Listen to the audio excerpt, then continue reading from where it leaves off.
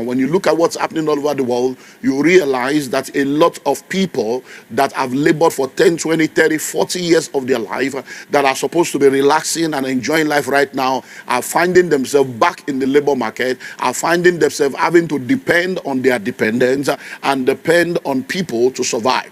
And that is not the plan of God for your life. So let's begin by looking at the three inevitables.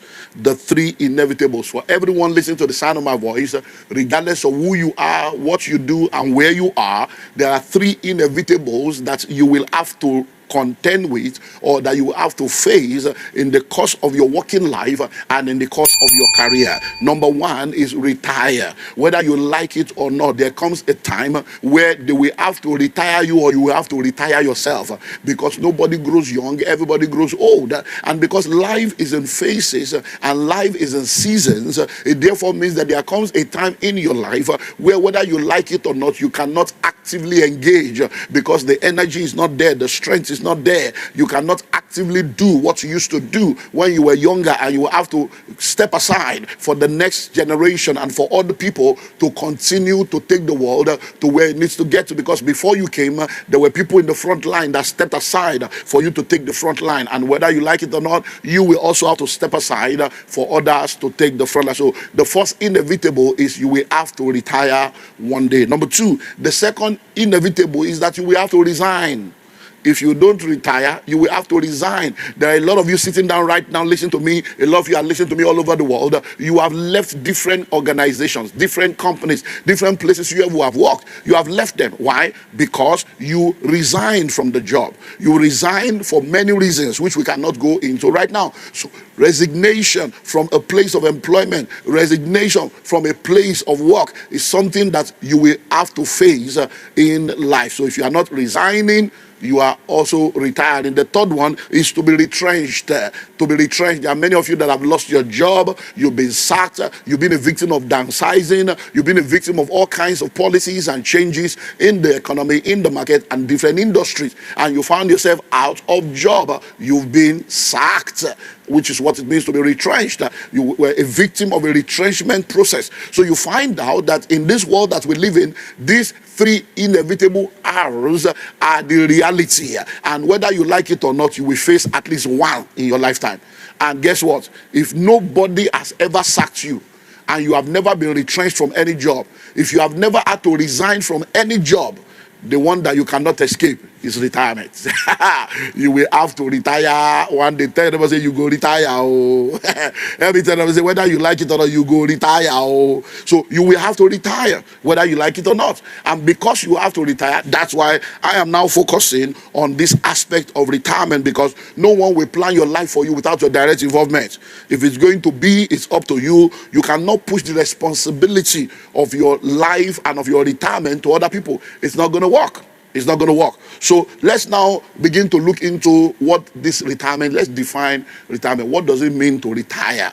What exactly does retirement mean? So let's look at it. So number one, let's look at planning. Planning means preparing and strategizing for something in the future. So when you say, I'm planning what to eat, it means you are planning to prepare a meal that you will eat, but you're not going to eat it now. You have to plan, prepare, and eat. Planning is what? Preparing and strategizing for something in the future. I'm planning to travel next month. So you need to plan and prepare, and then you travel. I'm planning to complete that house. I'm planning to release that book. I'm planning to launch a new product. So planning is what? Preparing and strategizing for something in the future. That's why the Bible says in the book of Luke, chapter 14, beginning from verse 28, which of you intending to build a tower will not first of all sit down and count the cost, whether he has sufficient to finish it, least after he has started, he is not able to complete. After he has started, he is not able to finish it. So planning is preparing and strategizing for something in the future. So every time we are planning, you are preparing for something futuristic. You are preparing for something that is yet to be, so that you can be sure that it is done well. And that's why we say that proper planning prevents poor performance.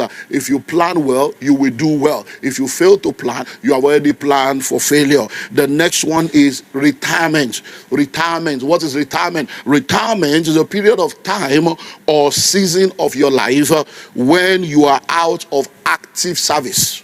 Retirement is a period of time or season of your life when you are out of active service. Active service. So when you say you are in active service, you are either in 9 to 5 or you are in 5 to 9, you are in 7 to 7 or 7 to 7, 8 to 8. So you have hours of working. So when you work at least 12 hours a day, you are in active work. So anything that takes more than 60% of your time is a full-time job. Full-time does not mean you are doing it 100%. It means anything that takes 60% of your time is a full-time job. So people have a 12-hour day week. They have a 40-week work week. And then you find out that when you are in active service, that means you are waking up every day. You are going to work. You are going to your business. You are doing the grind. What that means is you are in what? Active service. But there comes a time when you can no more do that. Sometimes you face your retirement. So you begin to do, okay, instead of 40 weeks, now I'm doing 30, now I'm doing 20, now I'm doing 10. Instead of 12 hours a day, now I'm just doing 2 hours a day. I'm just doing 1 day a week or 2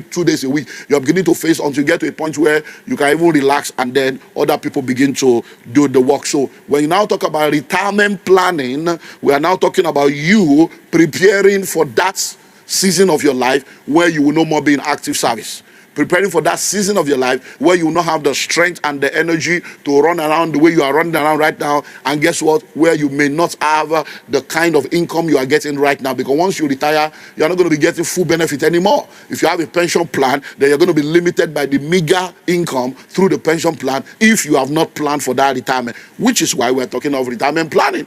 So planning, preparation, maintenance culture are alien to us. And that's why when you want to become successful, you need to plan, you need to prepare. When you become successful, you need to maintain what you have achieved, maintain what you have acquired. But when you look at this part of the world, you realize that maintenance culture is very poor. Planning is very poor. A lot of people don't plan. Oh, God will do it. It is where. Whatever will be, will be. God is in control. We throw out all these lazy, mentally lazy, religiously blind statements. Just God, you just throw God as if God will come and do for you what he has empowered you to do. So we don't plan well, we don't prepare well, and then we end up having a bad result and we turn around to say it's village people. Whereas you are the one that did not do what you're supposed to do. Maintenance culture. Look all around you. You find that there are a lot of places, buildings, properties, electronics, gadgets that have been bought. And then you find out that few days later, few weeks later, few years later, they are no more the way they are supposed to be. Why? Because there is no maintenance. It is not being maintained. It is what? It is not being maintained. I remember we're coming to the church, I think 2 weeks ago. And my wife was showing me a property that looks, the whole place looks very ugly. They were supposed to use it for an event. And she said, oh, when she got there, even the outside is not looking too good. So she was showing me. I said, you have shown me before. He said, it's just that. I said, that this thing you are saying is ugly now. Once they paint it, you will discover it's not ugly. It's because the person is not willing to paint. She now said, I told the event company there that why don't you people paint it? They said, no, we only have authority over the inside. I said, they are not ready to pay. That's why they said they have authority over the inside. If they are ready to paint the outside and they say, landlord, we want to paint to help your house, landlord will accept. But landlord is not willing to pay. They too, they are not willing to pay. So maintenance culture. Many of the things you call old, many of the things you call expired, many of the things you call dilapidated, many of the things you say is not functioning is because it is not well maintained. Maintenance culture. I learned that from my father. My father's Pojo. Hey, that Pojo, I mean a Peugeot, I mean Pojo or Pijo. Hey, that we call that car last born. Hey, this is my father that you people see here. K. When he wakes up in the morning, he will sit down with that Pojo, and he will be Kai. He will scream everywhere. He will do that did that do. He will wash tire, wash everything. He takes care of that car. I'm sure that car spent that car should have spent at least, I'm not sure, but the car reached like 30 years before he died. They use the car. Can you imagine a car spending 30 years? Some people have that kind of culture. They can maintain things. I remember, let me tell you this story. As I remember that, this man that people see that is now gentle and quiet, his old age. As the man, they call it soft down, it's softer as he gets old. That car was causing trouble. When I got born again, and I came back from campus, it would just say, okay, holy boy, hey, holy boy, yeah, go and wash the car, Then I came back from school and now born again. We are doing quiet time. I'll now wake up in the morning. I will just hear, wake up. Which prayer are you praying? Go and watch the car for me. So I was like, this man is a devil. How can he not see that I'm praying because of car? Must we watch the car every day? I was ignorant, because the way a lot of us are just religious fanaticism. Then I was complaining one day, and my mom came and said, you see, you are not right, but you are not getting it because this religion that you say you have gotten, and this your born again thing, that if you people are born again, does it mean your behavior should not change for the better? That your father has nothing against your prayer, but you that know you want to pray, are you not supposed to either wash the car in the night, or you wake up very early, wash the car, and then go and pray? That why will you now leave your job undone? You will now be praying. You are a son. You have a responsibility to your father and to this house. I said, okay, that makes sense. So guess what? The man that will come and wake me, I woke up very early, washed the car. I just discovered that the man didn't come to wake me. I woke up, where's daddy? He has gone. Day 2. That's how the thing ended. And there are many of you like that. My father is bad. My mother is bad. You are the one that is not wise. You are not wise about your Christian life. You are not wise about the way you do things. When you prioritize your life, many of the things you are saying are not okay. They are okay. Well, let me not deviate. Maintenance culture. That's what they were. So that I learned from my father. Maintenance culture. The man can maintain things. People in the olden days, they used to keep all those KDK fan. There are things they will keep that you're like, this one grown dig. Oh my God. Let's move on. So everyone listen to me right now. You need to know that if you are going to become successful, you need to have a retirement plan. Things are changing. And the world we live in right now, can you imagine, see, retirement plan has been growing from 45 to 55 to 65. Now they're even saying that retirement plan should be moved to 70. And I think that has been approved in different sectors in different parts of the world. Because a lot of people are now realizing that at 70, they can still bubble. And that's why many of our politicians, you see, they don't want to go. Look at Nigeria, look at America. Old people are ruling everywhere. And you are wondering why things are not working. So they want to stay, instead of them to be an advisor and to stay behind, they still want to be active so that they will use our money to be going for hospital and be paying the bills and be restructuring themselves. So there are people shouting for, let's increase the age. Look at what happened. We did the elders forum on which day now? 2 weeks ago or thereabout. You saw the politics on the pulpit. The speaker is saying, I'm a youth. At almost 60. The elders are saying, no, you are an elder. Nobody wants to associate with old age. People wait on 60, wait on 65, they say, I'm young. 60 is the new 50. 50 is the new 40. Just they play. Be deceiving yourself. You will suddenly realize that you are not young. When you are alone and you look at yourself, you know that lines are falling upon line in pleasant. I know you come to church, you package everything. Everybody, you look, everybody thinks that now person with the house with you, know what's in that they see. So please, let's not fool ourselves. Whether you like it or not, you are growing older. You need to plan for that retirement. So retirement planning is very, very important. But some people are also entering into what we now call the new retirement. The new retirement. And what's the new retirement? We're going to look at that towards the end, maybe in part 3. And the new retirement is a concept that has been brought to the front burner in the last 10, 15 years, and is you taking responsibility for your retirement by fixing your retirement age and putting systems and structures in place to ensure you retire early and you retire rich. Putting systems and structures in place to fix your retirement age and ensure that you put things in place to retire young and retire rich. So I'm going to share more about that in part 3. When I was 20, in my middle to late 20s, I did a 30-year plan for my life.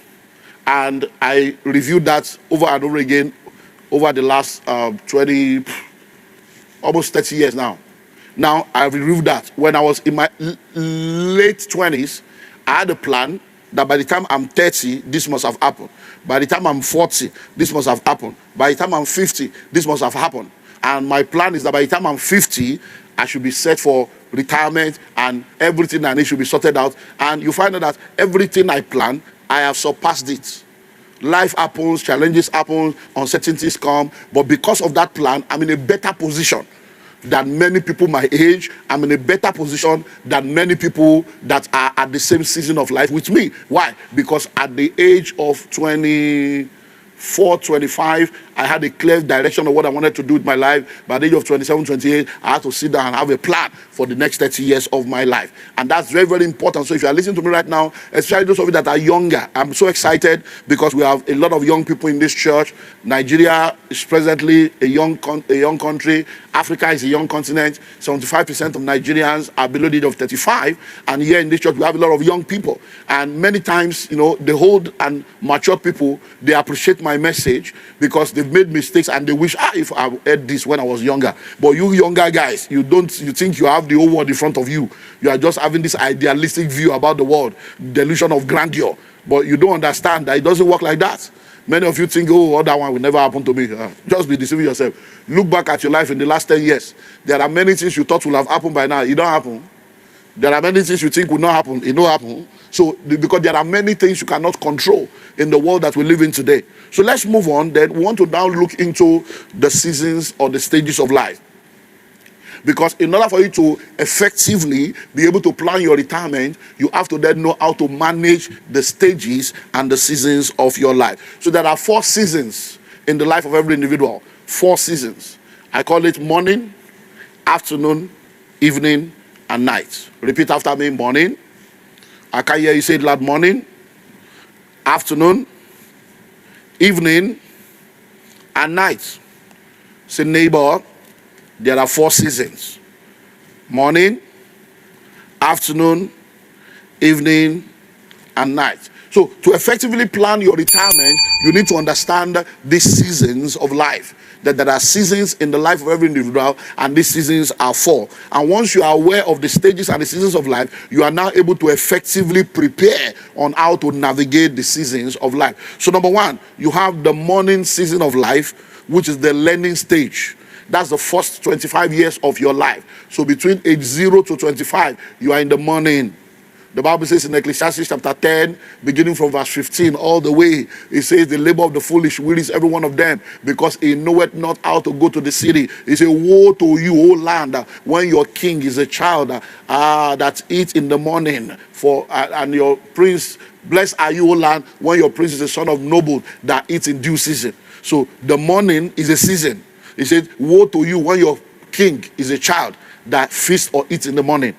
Blessed are you when your king is a son of noble that eats in due season. So that morning there is a season.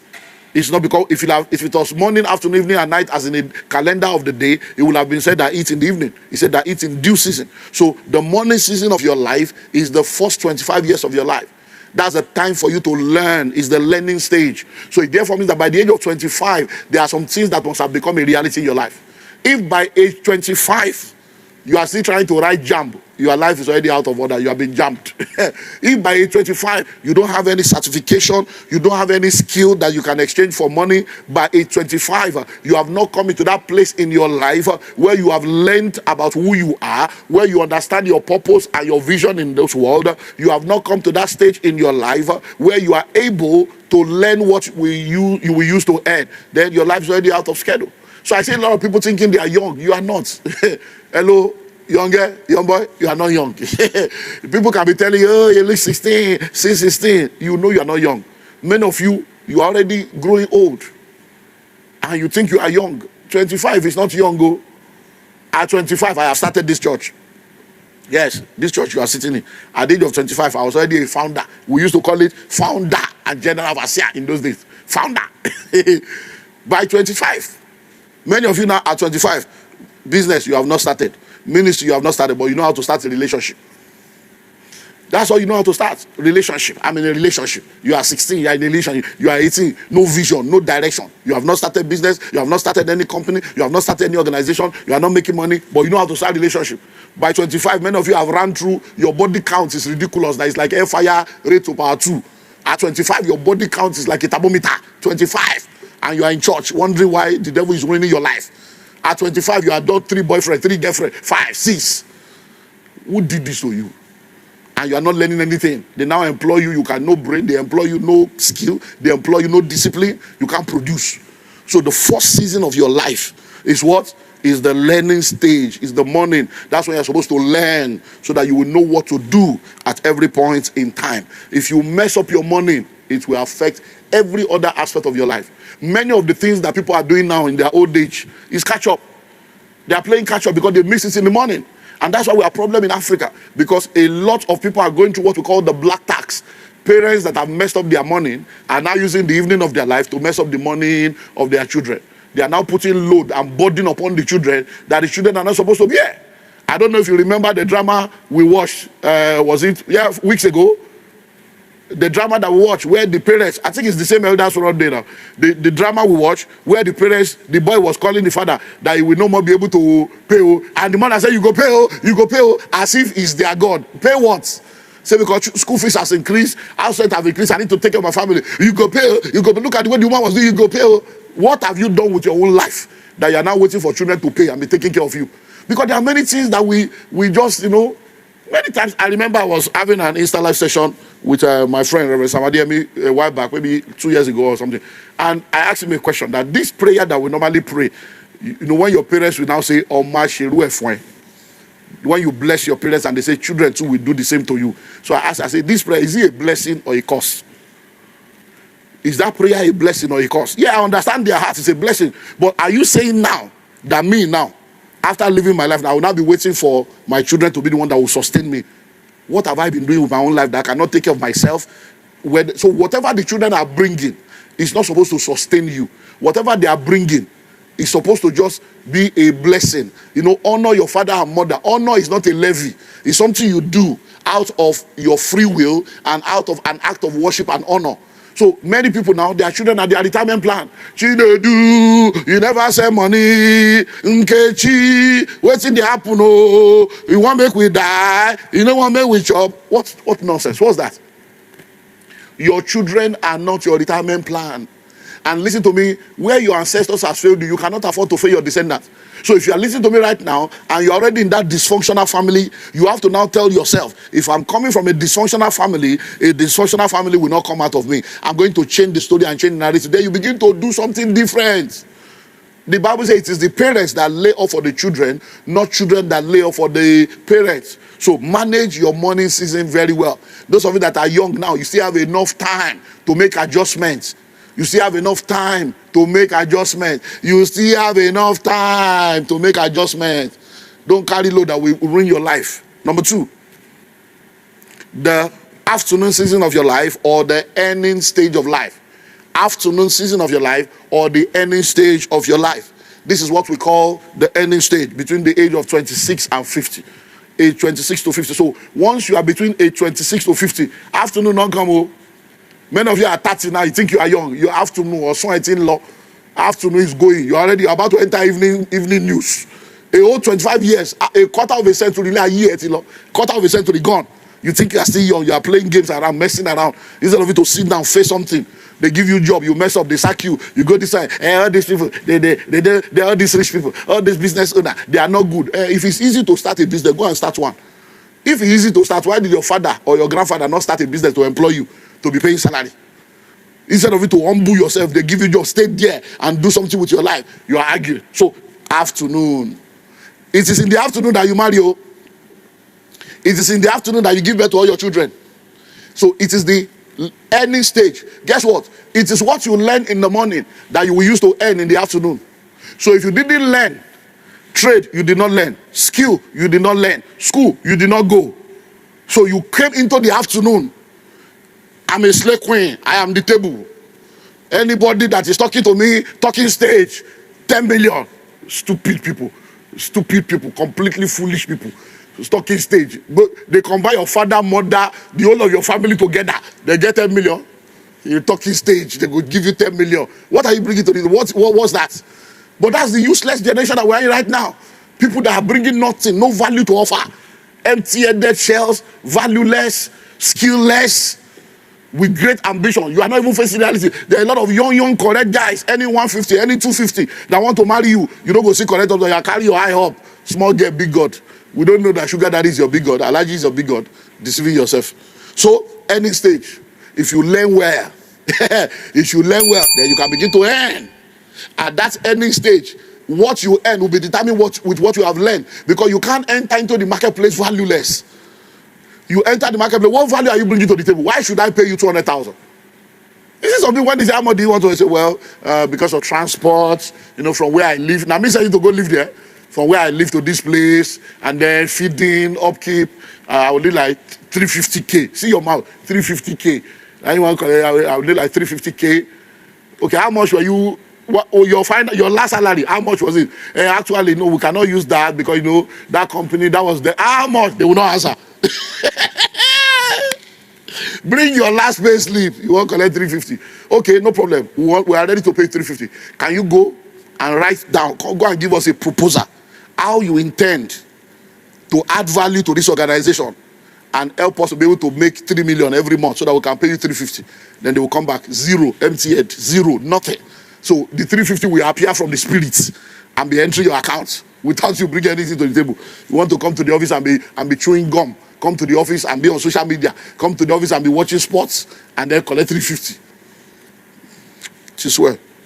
So that's the afternoon. So if you are in the afternoon, these things must be settled. Married. So if by 50 like this, you are single, you are not married, your life is already out of order. There's already a disorder. If by 50, you see they do school run. You are going for PTA meeting. By 50, if you marry between 25 and 30, between 30 and 35, you're supposed to don't born on the picture finish. By 50, your children should be teenagers. They'll be talking of university. We should be waiting for you to become grandparent. But at 50, you are still doing diaper. You are still buying Cerilac and Similac. You are still mixing things together. Think of it now. You don't poo-poo. Oh yeah, daddy, you don't carry your child to say, grandpa, well done, it's good. Your grandchild say, no, it's not my grand, it's my child. Abba. Look, I know life happens. Don't get me wrong. There are exceptions. There are people that have gone through different situations. There are people that are 45, 50, they are not married. No problem. God will do it. But normal life, now we're talking about normal life. Because that's an exceptional situation. Normal life. It's not 50, you should be giving birth to children. When do you now want to expire the case now? Because your last born plus 25 years, that's your deliverance. So if you are giving birth at 50, that means by the time the child is 25, you will be 75. That's why you'll be going for graduation. If you enter plane, they will now put you inside wheelchair. Papa is coming for graduation. Lord have mercy. Lord have mercy. By the time you are 50, you should have got to a point where you have earned enough and use what you have earned to prepare for your retirement. By 50, you should be retiring. By 50, you should not have any issue about retiring. So if by 40, you sit down, you realize that this thing is not working the way I expected, then you have 10 years.